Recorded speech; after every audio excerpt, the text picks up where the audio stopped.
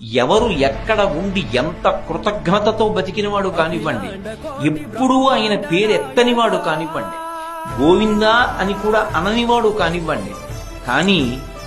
కష్టం వచ్చినప్పుడు ఒక్కసారి ఆయన్ని తలుచుకున్నాడు అనుకోండి, అంతే ఉత్తర క్షణంలో వచ్చి ఆదుకుంటాడు. కలలోనంత మున్నెరుంగని మహాకష్టాత్ముడైనట్టి దుర్బలుడు ఆపత్సమయంబునన్ నిజపదాబ్జాతంబు ఉల్లంబునన్ తలపన్ అంతని వచ్చి ఆర్తిహరుడై తన్నైన ఇచ్చును సునిశ్చల భక్తి భావములన్ భజించు వారికిడడే సంపద్విశేషోన్నతులు. కలలో కూడా ఎప్పుడూ వెంకటరమణుణ్ణి తలుచుకోనటువంటి వాడు, పరమ కృతజ్ఞుడైనటువంటి వాడు,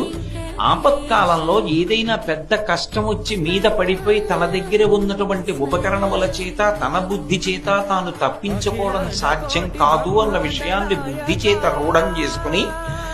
అప్పుడు ఇక ఆయన తప్ప వేరొక మార్గం లేదు అని మనసులో విశ్వసించి ఒక్కసారి పిలిచినంత మాత్రం చేత పరిగెత్తుకొచ్చి ఆపద తీర్చడం కాదు, తనని తాను కూడా ఇచ్చేసుకుంటాడు.